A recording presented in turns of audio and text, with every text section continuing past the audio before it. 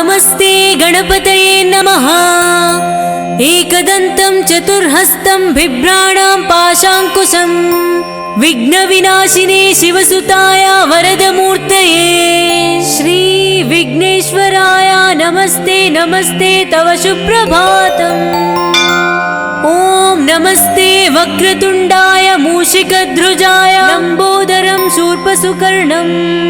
नमो व्रातपतये नमो प्रमथपतये श्री विघ्नेश्वराय नमस्ते नमस्ते तव सुप्रभातम्। ॐ नमस्ते अन्नमय प्राणमय मनोमय विज्ञानमयानन्दा श्री विघ्नेश्वराय नमस्ते नमस्ते तव सुप्रभातम्। ॐ नमस्ते श्री महागणाधिपतिर्देवता ॐ गं गणपतये नमः। एकदन्ताय विद्महे वक्रतुण्डाय धीमहि तन्नो दन्तिः प्रचोदयात्। नमस्ते नमस्ते श्री विघ्नेश्वराय तव सुप्रभातम्। ॐ नमस्ते ब्रह्ममात्राय प्रबोधितं योगिनो यात्पदं यान्ति तत्कैवल्यम् पदं भजे। नमस्ते नमस्ते श्री विघ्नेश्वराय तव सुप्रभातम्। ॐ नमस्ते रक्तं लम्बोदरं शूर्पसुकर्णं रक्तावपासं रक्तगन्धानुविस्ताङ्गं रक्तपुष्पे सुपूजितं नमो गणपतये विघ्नविनाशिने। नमस्ते नमस्ते श्री विघ्नेश्वराय तव सुप्रभातम्। ॐ नमस्ते ब्रह्ममेधाय मधुमेधाय ब्रह्ममधुमेधाय आध्यानो देव सविता प्रजावात्सविशोभगम् विश्वानि देव सवितार्धुरितानि। नमस्ते नमस्ते श्री विघ्नेश्वराय तव सुप्रभातम्। ॐ नमस्ते वागीशाद्यसुमनसा सर्वार्थानमुपक्रमेयं नत्वा कृतकृतास्व तं नमामि गजाननं। नमस्ते नमस्ते श्री विघ्नेश्वराय तव सुप्रभातम्। ॐ नमस्ते एकदन्ताय महाकाय महाभारत व्रातपतये श्री विनायक प्रमदपतये योगी योगिनां शिवसुताय वरदमूर्तये नमो नमः। श्री विघ्नेश्वराय तव सुप्रभातम्।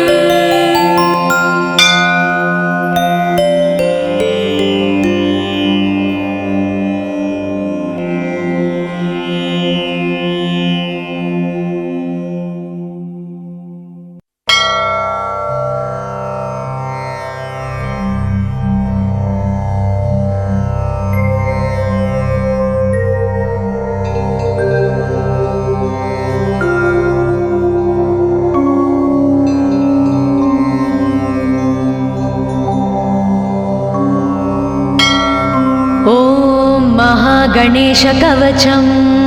येषोऽति चपलो दैत्यान् बाल्येऽपि नाशयत्यहो अग्रे किं कर्म कर्तेति न जाने मुनिसत्तमा।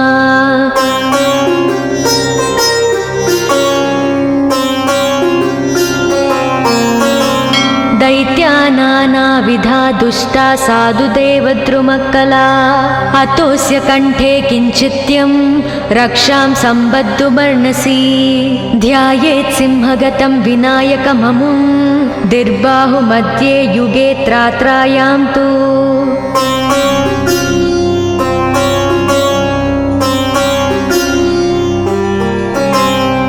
मयूरवाहनममुं षड्बाहुकं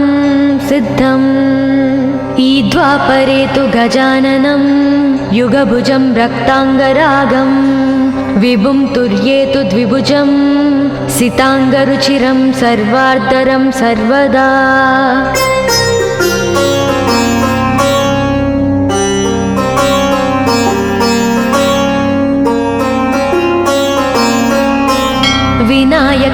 जिह्वां पातु परमात्मा परात्परः अतिसुन्दरकायस्तु मस्तकं सुमहोत्कटः ललाटं कश्यपः पातु भ्रूयुगं तु महोदरः नयने बालचन्द्रस्तु गजास्य श्रोष्ठपल्लवौ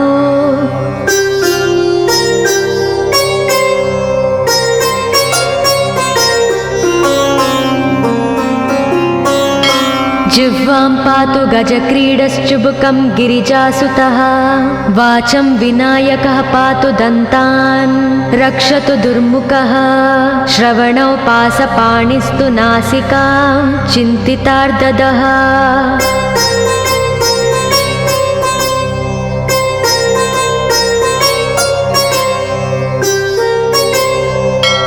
गणेशस्तु मुखं पातु कण्ठं पातु गणाधिपः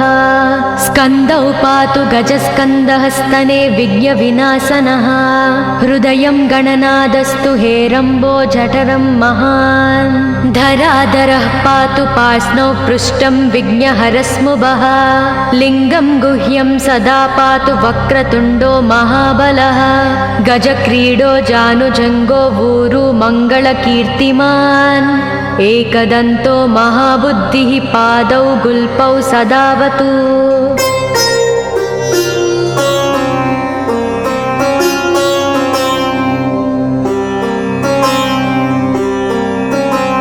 क्षिप्रप्रसादनो बाहुपाणि आसप्रपूरकः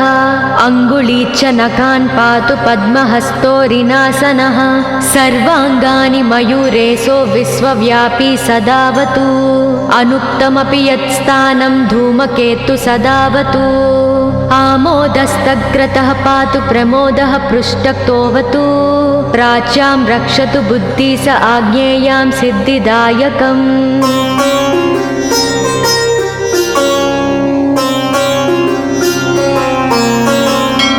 दक्षिणस्यामुमाप्लुतो नैव्युतां तु गणेश्वरः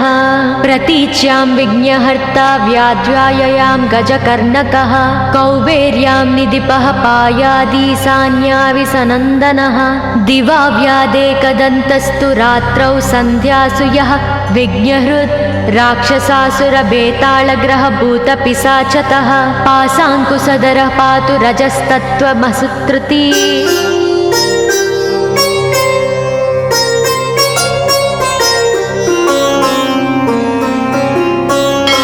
ज्ञानं धर्मं च लक्ष्मी च लज्जां कीर्तिं तदाकुलम् इव पूर्धनं च धान्यं च गृहं दारासु तान्नकीन् सर्वायुधधरः प्रातौन्मयूरेशो वतात् सदा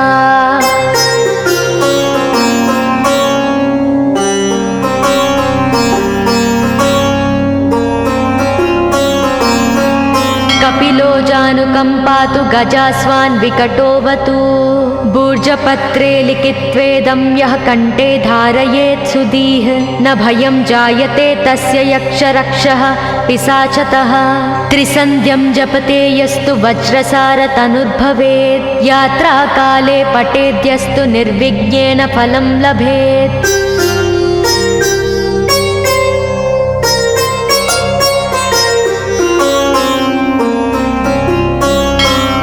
युद्धकाले पठेद्यस्तु विजयं चाप्नुयाद्ध्रुवम् मरणोच्चाटनार्कषस्तम्भमोहनकर्मिणी सप्तवारं जपेदेत्तनानामेकविंशतिः ततत्फलमवाप्नोति साधको नात्र संशयः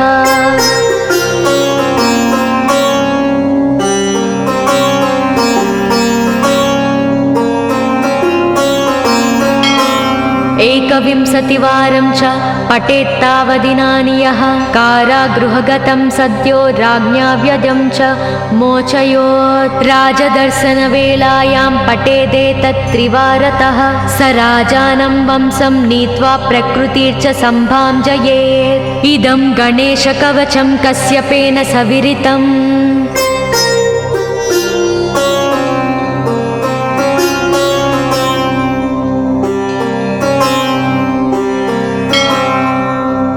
मङ्गलाय च तेनादमाण्डव्याय महर्षये मह्यं सप्राह कृपया कवचं सर्वसिद्धिदं न देयं भक्तिहीनाय देहं श्रद्धावते शुभम् अनेनास्य कृता रक्षा न बाध्या स भवेद्व्याचित् राक्षसासुरबेतालदैत्यदानवसम्भवाः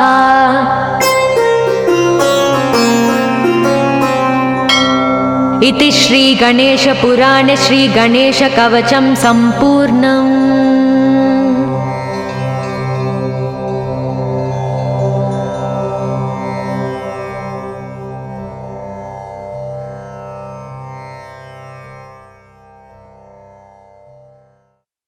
गजाननाय गाङ्गेय सहजाय सदात्मने गौरीप्रियतनूजाय गणेशायास्तु मङ्गलम् नागयज्ञोपवीताय नतविघ्नविनाशिने नन्द्यादिगणनाथाय नायकायास्तु मङ्गलम् इव वक्त्राय चन्द्रादि वन्दिताय चिदात्मने ईशानप्रेमपात्राय चेष्टदायास्तु मङ्गलम् सुमुखाय सुसङ्घाग्रो क्षिप्तामृतघटाय च सुरवृन्दनिषेव्याय सुखदायास्तु मङ्गलम् चतुर्भुजाय चन्द्रार्ध विलसन्मस्तकाय च चरणावनतानन्त तारणायास्तु मङ्गलम् वक्रतुण्डाय वठवे वन्दाय वरदाय च विरूपाक्षसुतायास्तु विघ्ननाशाय मङ्गलम् प्रमोदामोदरूपाय सिद्धिविज्ञानरूपिणे प्रकृष्णपापनाशाय फलदायास्तु मङ्गलम् मङ्गलं गणनादाय मङ्गलं हरनूनवे मङ्गलं विघ्नराजाय विघ्नहर्तेस्तु मङ्गलम् श्लोकाष्टकमिदं पुण्यं मङ्गलप्रदयार्धरात् पठितव्यं प्रयत्नेन सर्वविघ्ननिवृत्तये। गजाननाय गाङ्गेय सहजाय सदात्मने गौरीप्रियतनूजाय गणेशायास्तु मङ्गलम् नागयज्ञोपवीताय नतविघ्नविनाशिने नन्द्यादिगणनाथाय नायकायास्तु मङ्गलम्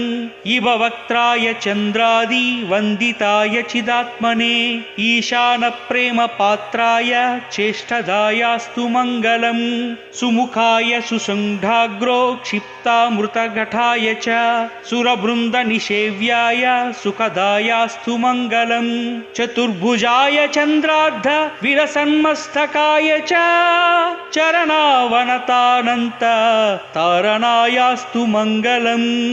वक्रतुण्डाय वठवे वन्दाय वरदाय च विरूपाक्षसुतायास्तु विघ्ननाशाय मङ्गलम् प्रमोदामोदरूपाय सिद्धिविज्ञानरूपिणे प्रकृष्णपापनाशाय फलदायास्तु मङ्गलम् मङ्गलं गणनादाय मङ्गलं हरनूनवे मङ्गलं विघ्नराजाय विघ्नहर्तेस्तु मङ्गलम् श्लोकाष्टकमिदं पुण्यं मङ्गलप्रदयार्धरात् पठितव्यं प्रयत्नेन सर्वविघ्ननिवृत्तये। गजाननाय गाङ्गेय सहजाय सदात्मने गौरीप्रियतनूजाय गणेशायास्तु मङ्गलम् नागयज्ञोपवीताय नतविघ्नविनाशिने नन्द्यादिगणनाथाय नायकायास्तु मङ्गलम् इव वक्त्राय चन्द्रादि वन्दिताय चिदात्मने ईशानप्रेमपात्राय चेष्टदायास्तु मङ्गलम् सुमुखाय सुसङ्घाग्रो क्षिप्तामृतघटाय च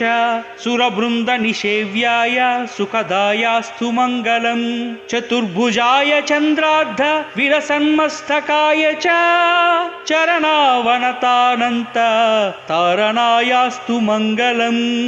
वक्रतुण्डाय वठवे वन्दाय वरदाय च विरूपाक्षसुतायास्तु विघ्ननाशाय मङ्गलम् प्रमो प्रमोदामोदरूपाय सिद्धिविज्ञानरूपिणे प्रकृष्टपापनाशाय फलदायास्तु मङ्गलम् मङ्गलं गणनादाय मङ्गलं हरनूनवे मङ्गलं विघ्नराजाय विघ्नहर्तेस्तु मङ्गलम्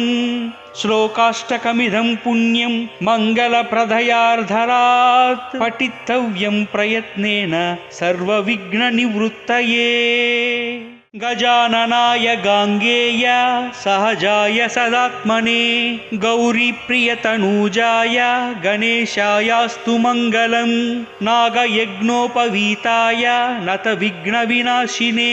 नन्द्यादिगणनाथाय नायकायास्तु मङ्गलम् इववक्त्राय चन्द्रादि वन्दिताय चिदात्मने ईशानप्रेमपात्राय चेष्टदायास्तु मङ्गलम् सुमुखाय सुसङ्घाग्रो क्षिप्तामृतघटाय च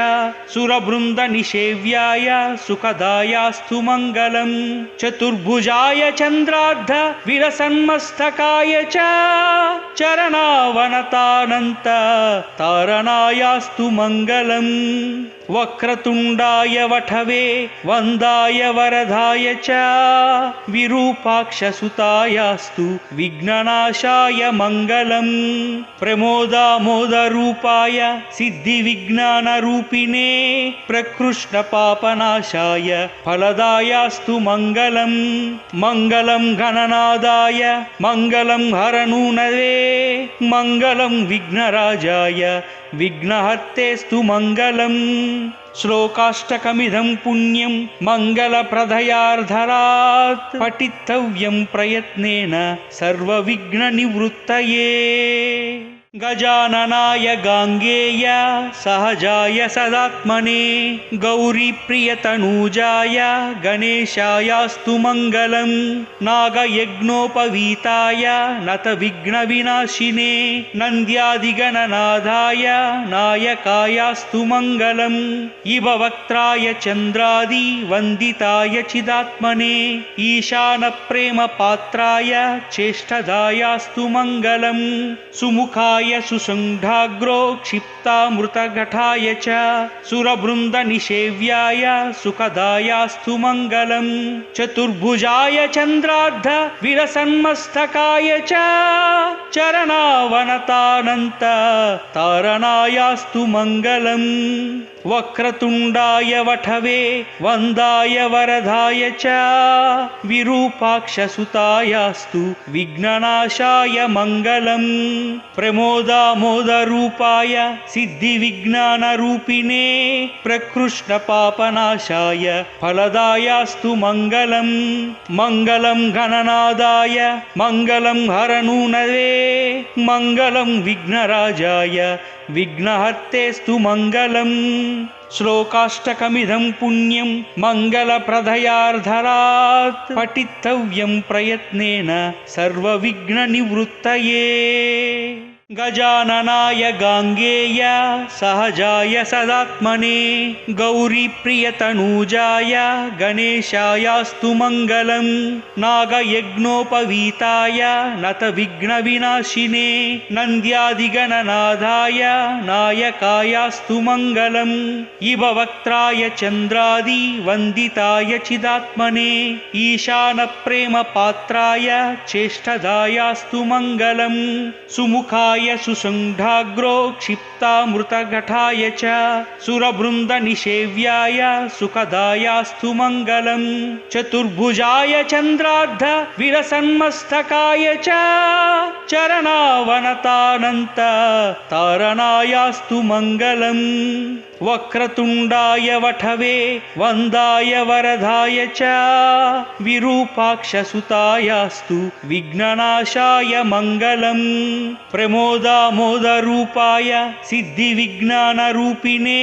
प्रकृष्टपापनाशाय फलदायास्तु मङ्गलम् मङ्गलं गणनादाय मङ्गलं हरनूनवे मङ्गलं विघ्नराजाय विघ्नहर्तेस्तु मङ्गलम् श्लोकाष्टकमिदं पुण्यं मङ्गलप्रदयार्धरात् पठितव्यं प्रयत्नेन सर्वविघ्ननिवृत्तये गजाननाय गाङ्गेय सहजाय सदात्मने गौरीप्रियतनूजाय गणेशायास्तु मङ्गलम् नागयज्ञोपवीताय नतविघ्नविनाशिने नन्द्यादिगणनाथाय नायकायास्तु मङ्गलम् इभवक्त्राय चन्द्रादि वन्दिताय चिदात्मने ईशानप्रेमपात्राय चेष्टदायास्तु मङ्गलम् सुमुखाय सुसङ्घाग्रो क्षिप्तामृतघटाय च सुरवृन्दनिषेव्याय सुखदायास्तु मङ्गलम् चतुर्भुजाय चन्द्रार्ध विलसन्मस्तकाय च चरणावनतानन्त तारणायास्तु मङ्गलम् वक्रतुण्डाय वठवे वन्दाय वरदाय च विरूपाक्षसुतायास्तु विघ्ननाशाय मङ्गलम् प्रमोदामोदरूपाय सिद्धिविज्ञानरूपिणे प्रकृष्णपापनाशाय फलदायास्तु मङ्गलम् मङ्गलं गणनादाय मङ्गलं हरनूनवे मङ्गलं विघ्नराजाय विघ्नहर्तेस्तु मङ्गलम् श्लोकाष्टकमिदं पुण्यं मङ्गलप्रदयार्धरात् पठितव्यं प्रयत्नेन सर्वविघ्ननिवृत्तये गजाननाय गाङ्गेय सहजाय सदात्मने गौरीप्रियतनूजाय गणेशायास्तु मङ्गलम् नागयज्ञोपवीताय नतविघ्नविनाशिने नन्द्यादिगणनाथाय नायकायास्तु मङ्गलम् इभवक्त्राय चन्द्रादि वन्दिताय चिदात्मने ईशानप्रेमपात्राय चेष्टदायास्तु मङ्गलम् सुमुखाय सुसङ्घाग्रो क्षिप्तामृतघटाय च सुरवृन्दनिषेव्याय सुखदायास्तु मङ्गलम् चतुर्भुजाय चन्द्रार्ध विलसन्मस्तकाय च चरणावनतानन्त तारणायास्तु मङ्गलम् वक्रतुण्डाय वठवे वन्दाय वरदाय च विरूपाक्षसुतायास्तु विघ्ननाशाय मङ्गलम् प्रमोदामोदरूपाय सिद्धिविज्ञानरूपिणे प्रकृष्णपापनाशाय फलदायास्तु मङ्गलम् मङ्गलं गणनादाय मङ्गलं हरनूनवे मङ्गलं विघ्नराजाय विघ्नहर्तेस्तु मङ्गलम् श्लोकाष्टकमिदं पुण्यं मङ्गलप्रदयार्धरात् पठितव्यं प्रयत्नेन सर्वविघ्ननिवृत्तये गजाननाय गाङ्गेय सहजाय सदात्मने गौरीप्रियतनूजाय गणेशायास्तु मङ्गलम् नागयज्ञोपवीताय नतविघ्नविनाशिने नन्द्यादिगणनाथाय नायकायास्तु मङ्गलम्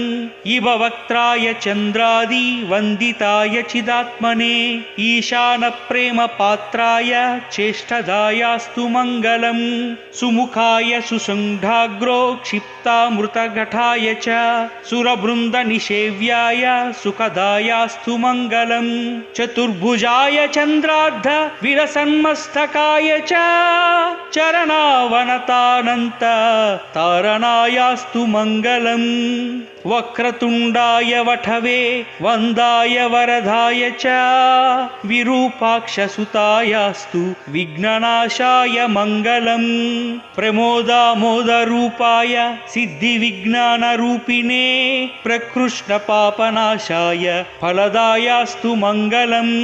मङ्गलं गणनादाय मङ्गलं हरनूनवे मङ्गलं विघ्नराजाय विघ्नहर्तेस्तु मङ्गलम् श्लोकाष्टकमिदं पुण्यं मङ्गलप्रदयार्धरात् पठितव्यं प्रयत्नेन सर्वविघ्ननिवृत्तये गजाननाय गाङ्गेय सहजाय सदात्मने गौरीप्रियतनूजाय गणेशायास्तु मङ्गलम् नागयज्ञोपवीताय नतविघ्नविनाशिने नन्द्यादिगणनाथाय नायकायास्तु मङ्गलम् इभवक्त्राय चन्द्रादि वन्दिताय चिदात्मने ईशानप्रेमपात्राय चेष्टदायास्तु मङ्गलम् सुमुखाय सुमुखाय सुसङ्घाग्रो क्षिप्तामृतघटाय च सुरवृन्दनिषेव्याय सुखदायास्तु मङ्गलम् चतुर्भुजाय चन्द्रार्ध विलसन्मस्तकाय च चरणावनतानन्त तारणायास्तु मङ्गलम् वक्रतुण्डाय वठवे वन्दाय वरदाय च विरूपाक्षसुतायास्तु विघ्ननाशाय मङ्गलम् प्रमोदामोदरूपाय सिद्धिविज्ञानरूपिणे प्रकृष्णपापनाशाय फलदायास्तु मङ्गलम् मङ्गलं गणनादाय मङ्गलं हरनूनवे मङ्गलं विघ्नराजाय विघ्नहर्तेस्तु मङ्गलम् श्लोकाष्टकमिदं पुण्यं मङ्गलप्रदयार्धरात् पठितव्यं प्रयत्नेन सर्वविघ्ननिवृत्तये गजाननाय गाङ्गेय सहजाय सदात्मने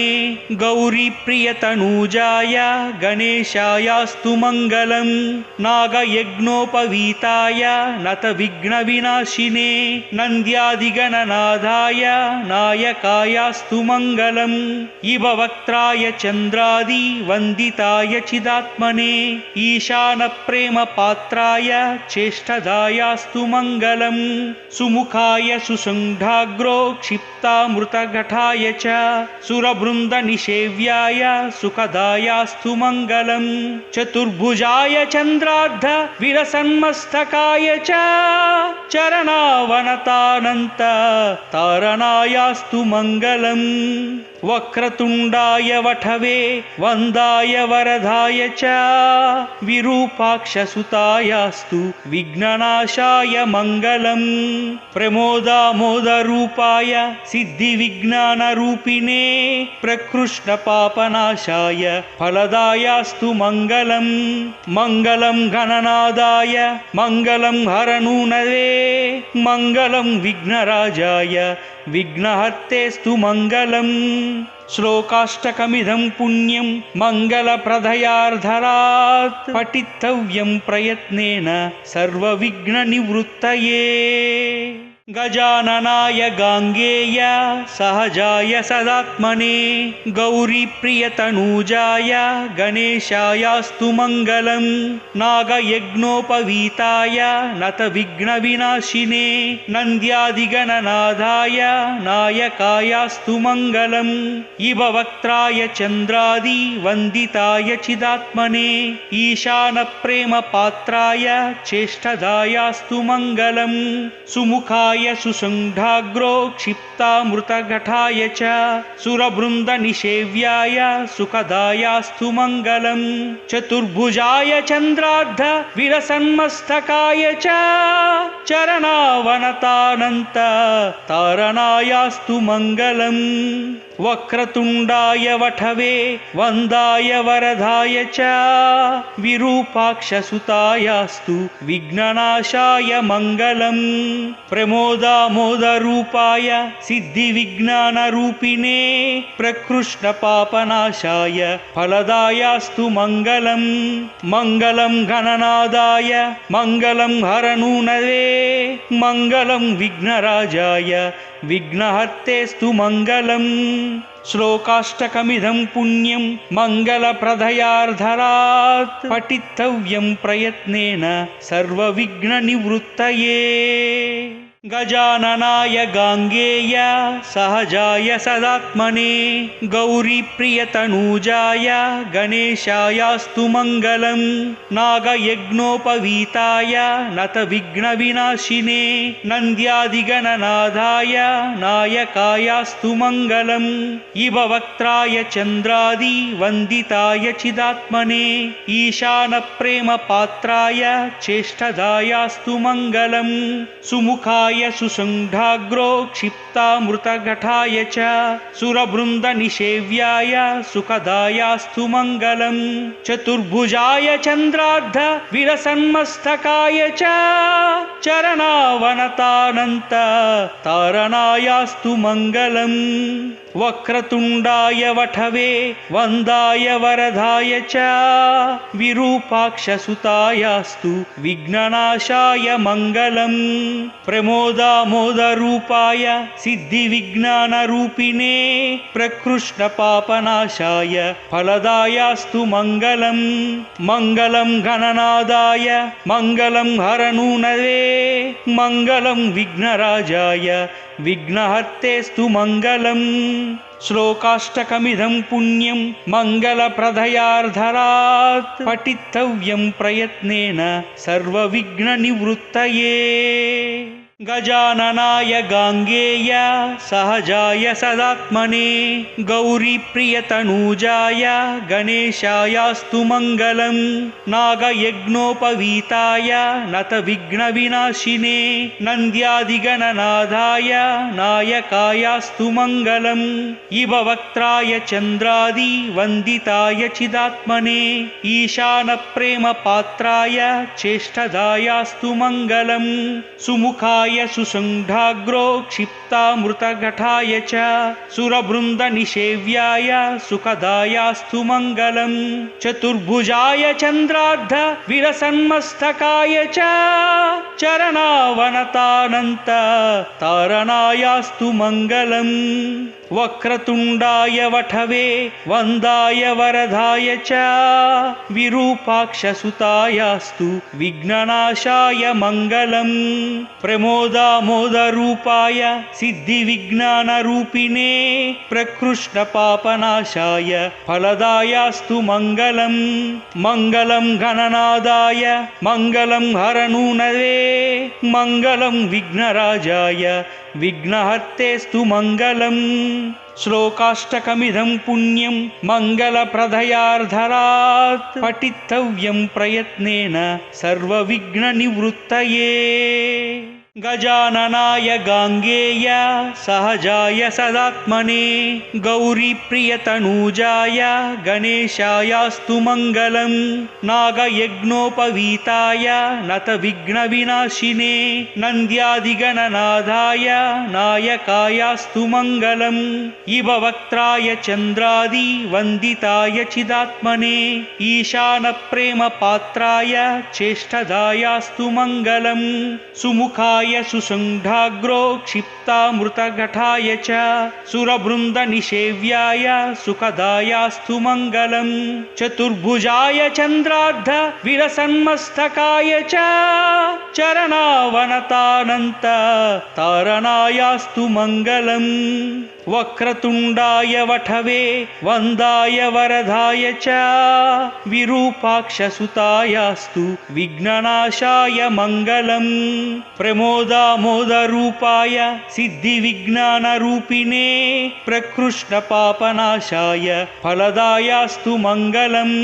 मङ्गलं गणनादाय मङ्गलं हरनूनवे मङ्गलं विघ्नराजाय विघ्नहर्तेस्तु मङ्गलम् श्लोकाष्टकमिदं पुण्यं मङ्गलप्रदयार्धरात् पठितव्यं प्रयत्नेन सर्वविघ्ननिवृत्तये गजाननाय गाङ्गेय सहजाय सदात्मने गौरीप्रियतनूजाय गणेशायास्तु मङ्गलम्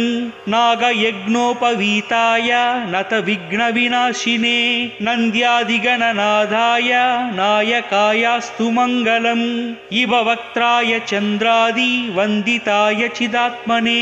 ईशानप्रेमपात्राय चेष्टदायास्तु मङ्गलम् सुमुखाय सुसङ्घाग्रो क्षिप्तामृतघटाय च सुरवृन्दनिषेव्याय सुखदायास्तु मङ्गलम् चतुर्भुजाय चन्द्रार्ध विलसन्मस्तकाय च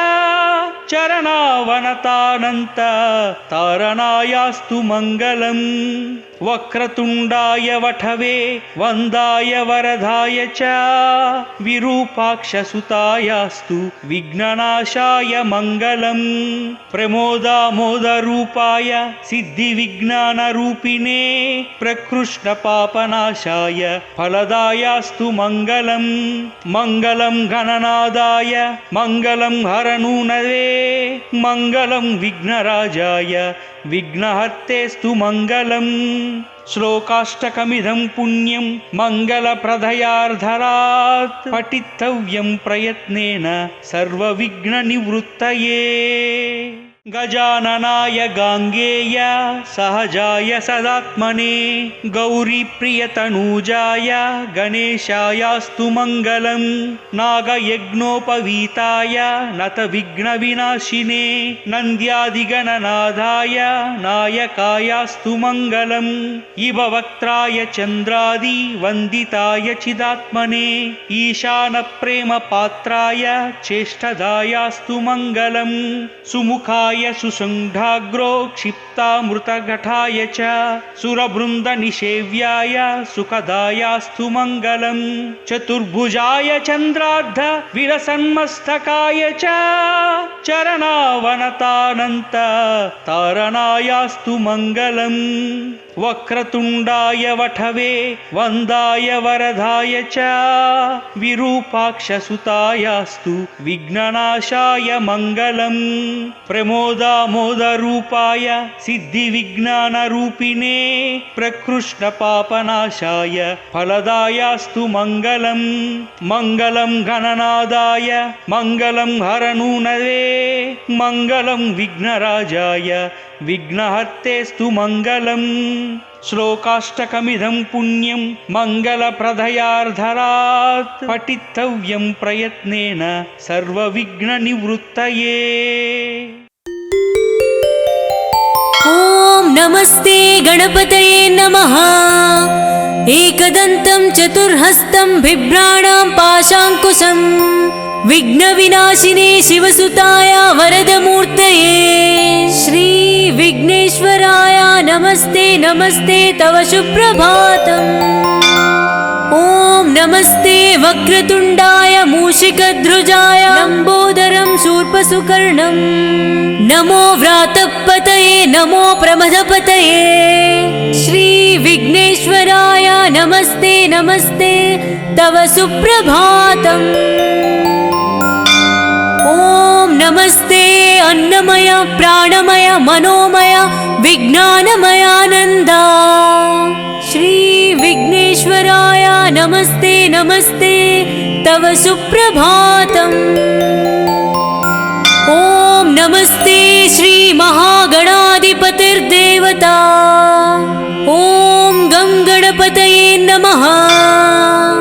एकदन्ताय विद्महे वक्रतुण्डाय धीमहि तन्नो दन्तिः प्रचोदयात्। नमस्ते नमस्ते श्री विघ्नेश्वराय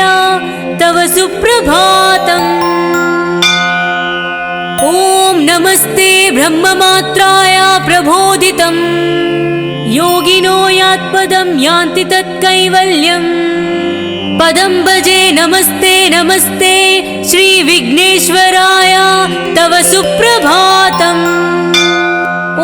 नमस्ते रक्तं लम्बोदरं शूर्पसुकर्णं रक्तावपासं रक्तगन्धानुविस्ताङ्गं रक्तपुष्पे सुपूजितं नमो गणपतये विघ्नविनाशिने नमस्ते नमस्ते श्री विघ्नेश्वराय तव सुप्रभातम्। ॐ नमस्ते ब्रह्ममेधाय मधुमेधाय ब्रह्ममधुमेधाय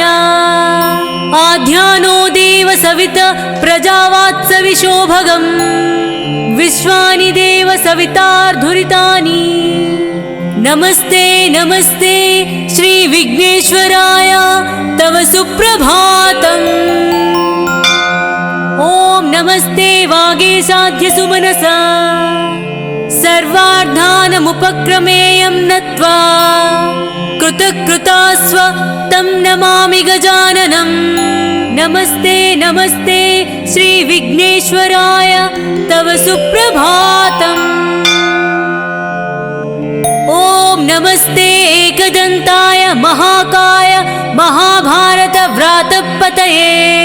श्री विनायक प्रमदपतये योगी योगिनां शिवसुताय वरदमूर्तये नमो नमः। श्री विघ्नेश्वराय तव सुप्रभातम्।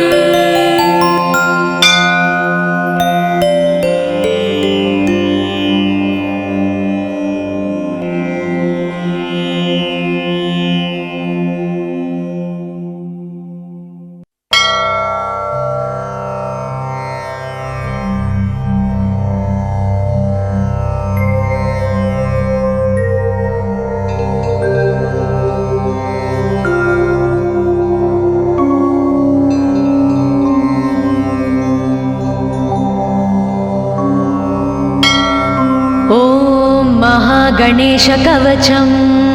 येषोऽति चपलो दैत्यान् बाल्येऽपि नाशयत्यहो अग्रे किं कर्म कर्तेति न जाने मुनिसत्तमा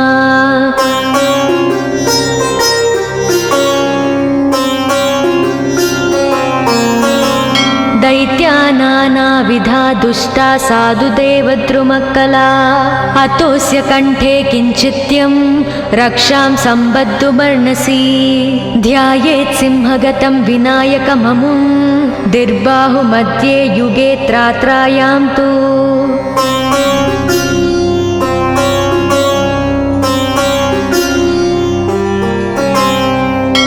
मयूरवाहनममुं षड्बाहुकं सिद्धम् ईद्वापरे तु गजाननं युगभुजं रक्ताङ्गरागं विभुं तुर्ये तु द्विभुजं सिताङ्गरुचिरं सर्वार्धरं सर्वदा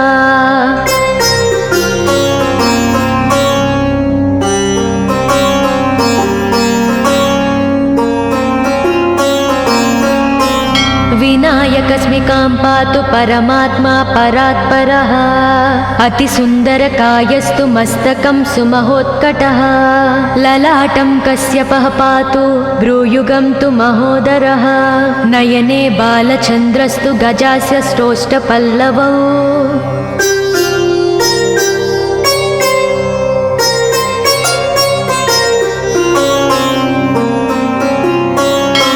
जिह्वां पातु गजक्रीडश्चुबुकं गिरिजासुतः वाचं विनायकः पातु दन्तान् रक्षतु दुर्मुखः श्रवणौ पासपाणिस्तु नासिकां चिन्तितार्ददः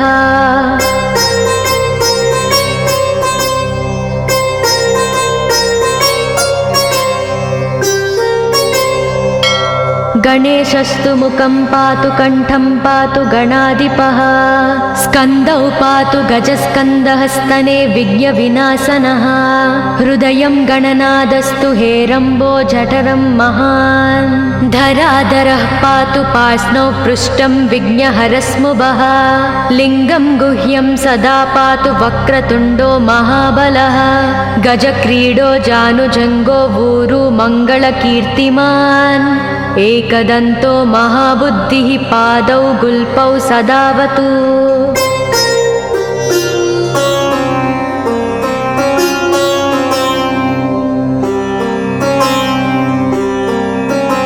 क्षिप्रप्रसादनो बाहुपाणि आसप्रपूरकः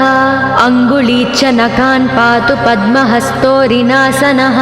सर्वाङ्गानि मयूरेशो विश्वव्यापी सदावतु अनुक्तमपि यत्स्थानं धूमकेतु सदावतु आमोदस्तग्रतः पातु प्रमोदः पृष्ठक्तोऽवतु प्राच्यां रक्षतु बुद्धि स आज्ञेयां सिद्धिदायकम्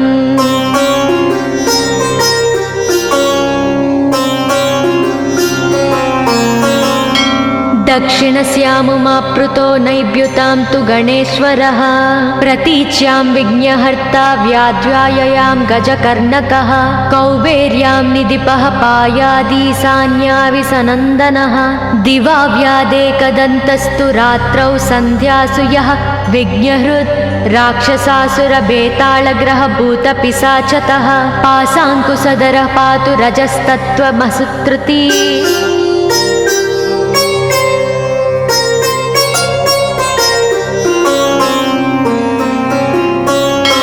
ज्ञानं धर्मं च लक्ष्मी च लज्जां कीर्तिं तदाकुलम् इव पूर्धनं च धान्यं च गृहं दारासु तान्नकीन् सर्वायुधधरः प्रातौन्मयूरेशो वतात् सदा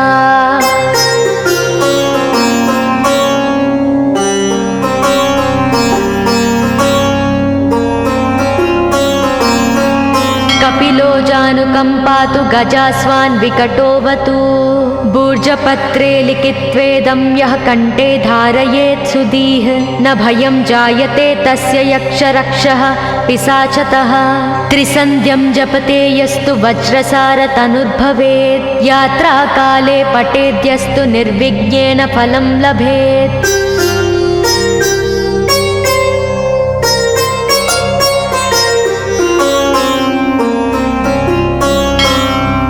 युद्धकाले पठेद्यस्तु विजयं चाप्नुयाद्ध्रुवं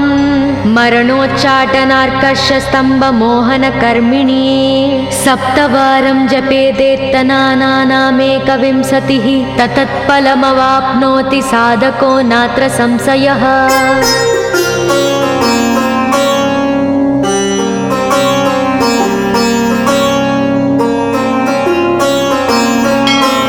एकविंशतिवारं च पठेत्तावदिनानि यः कारागृहगतं सद्यो राज्ञा व्यजं च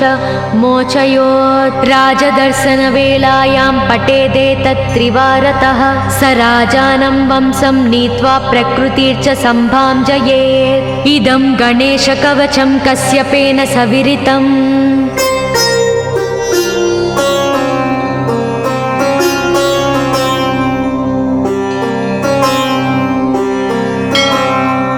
मुद्गलाय च तेनादमाण्डव्याय महर्षये मह्यं सप्राह कृपया कवचं सर्वसिद्धिदं न देयं भक्तिहीनाय देहं श्रद्धावते शुभम् अनेनास्य कृता रक्षा न बाध्या स भवेद्व्याचेत् राक्षसासुरबेतालदैत्यदानवसम्भवाः।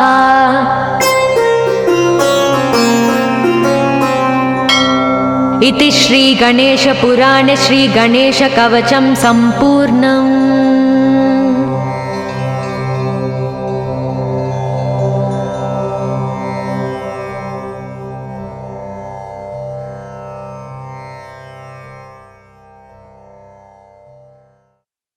गजाननाय गाङ्गेय सहजाय सदात्मने गौरीप्रियतनूजाय गणेशायास्तु मङ्गलम् नागयज्ञोपवीताय नतविघ्नविनाशिने नन्द्यादिगणनाथाय नायकायास्तु मङ्गलम्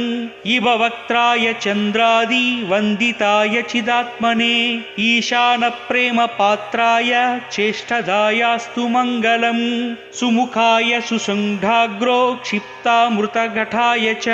सुरवृन्दनिषेव्याय सुखदायास्तु मङ्गलम् चतुर्भुजाय चन्द्रार्ध विलसन्मस्तकाय च चरणावनतानन्त तारणायास्तु मङ्गलम् वक्रतुण्डाय वठवे वन्दाय वरदाय च विरूपाक्षसुतायास्तु विघ्ननाशाय मङ्गलम् प्रमोदामोदरूपाय सिद्धिविज्ञानरूपिणे प्रकृष्णपापनाशाय फलदायास्तु मङ्गलम् मङ्गलं गणनादाय मङ्गलं हरनूनवे मङ्गलं विघ्नराजाय विघ्नहर्तेस्तु मङ्गलम्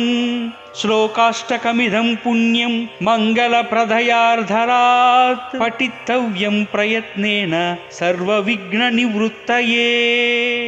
गजाननाय गाङ्गेय सहजाय सदात्मने गौरीप्रियतनूजाय गणेशायास्तु मङ्गलम् नागयज्ञोपवीताय नतविघ्नविनाशिने नन्द्यादिगणनाथाय नायकायास्तु मङ्गलम् इभवक्त्राय चन्द्रादि वन्दिताय चिदात्मने ईशानप्रेमपात्राय चेष्टदायास्तु मङ्गलम् सुमुखाय सुसङ्घाग्रो क्षिप्तामृतघटाय च सुरवृन्दनिषेव्याय सुखदायास्तु मङ्गलम् चतुर्भुजाय चन्द्रार्ध विलसन्मस्तकाय च चरणावनतानन्त तारणायास्तु मङ्गलम् वक्रतुण्डाय वठवे वन्दाय वरदाय च विरूपाक्षसुतायास्तु विघ्ननाशाय मङ्गलम् प्रमोदामोदरूपाय सिद्धिविज्ञानरूपिणे प्रकृष्णपापनाशाय फलदायास्तु मङ्गलम् मङ्गलं गणनादाय मङ्गलं हरनूनवे मङ्गलं विघ्नराजाय विघ्नहर्तेस्तु मङ्गलम्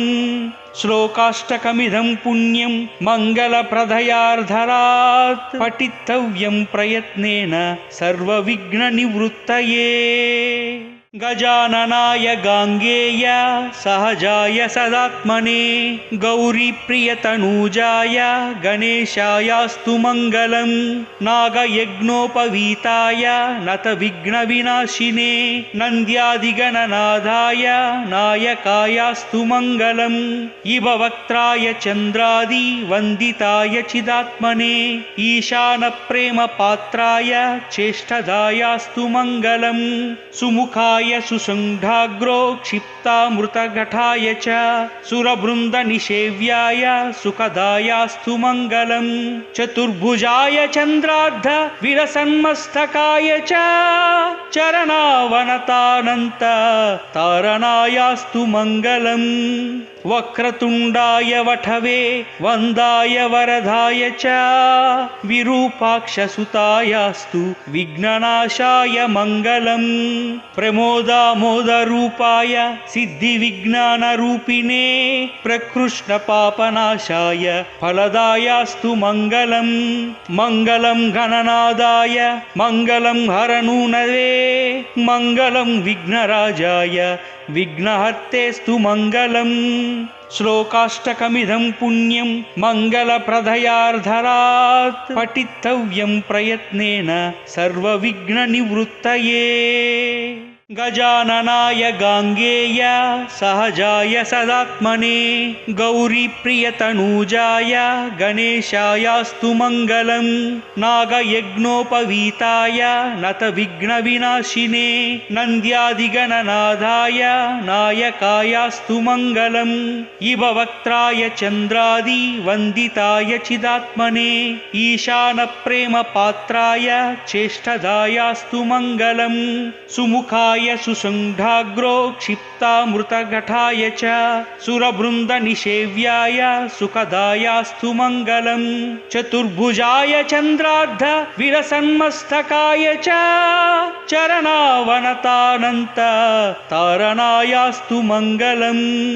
वक्रतुण्डाय वठवे वन्दाय वरदाय च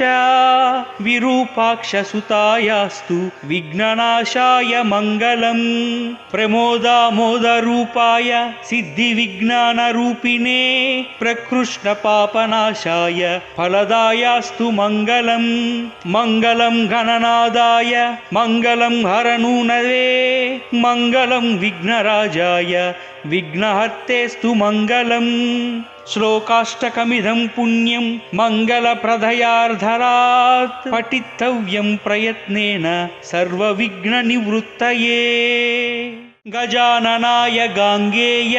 सहजाय सदात्मने गौरीप्रियतनूजाय गणेशायास्तु मङ्गलम् नागयज्ञोपवीताय नतविघ्नविनाशिने नन्द्यादिगणनाथाय नायकायास्तु मङ्गलम् इववक्त्राय चन्द्रादि वन्दिताय चिदात्मने ईशानप्रेमपात्राय चेष्टदायास्तु मङ्गलम् सुमुखाय सुसुण्ढाग्रो क्षिप्तामृतघटाय च सुरवृन्दनिषेव्याय सुखदायास्तु मङ्गलम् चतुर्भुजाय चन्द्रार्ध विलसन्मस्तकाय च चरणावनतानन्त तारणायास्तु मङ्गलम् वक्रतुण्डाय वठवे वन्दाय वरदाय च विरूपाक्षसुतायास्तु विघ्ननाशाय मङ्गलम् प्रमोदामोदरूपाय सिद्धिविज्ञानरूपिणे प्रकृष्णपापनाशाय फलदायास्तु मङ्गलम् मङ्गलं गणनादाय मङ्गलं हरनूनवे मङ्गलं विघ्नराजाय विघ्नहर्तेस्तु मङ्गलम् श्लोकाष्टकमिदं पुण्यं मङ्गलप्रदयार्धरात् पठितव्यं प्रयत्नेन सर्वविघ्ननिवृत्तये गजाननाय गाङ्गेय सहजाय सदात्मने गौरीप्रियतनूजाय गणेशायास्तु मङ्गलम् नागयज्ञोपवीताय नतविघ्नविनाशिने नन्द्यादिगणनाथाय नायकायास्तु मङ्गलम् इववक्त्राय चन्द्रादि वन्दिताय चिदात्मने ईशानप्रेमपात्राय चेष्टदायास्तु मङ्गलम् सुमुखाय वरदाय सुसुण्ढाग्रो क्षिप्तामृतघटाय च सुरवृन्दनिषेव्याय सुखदायास्तु मङ्गलम् चतुर्भुजाय चन्द्रार्ध विलसन्मस्तकाय च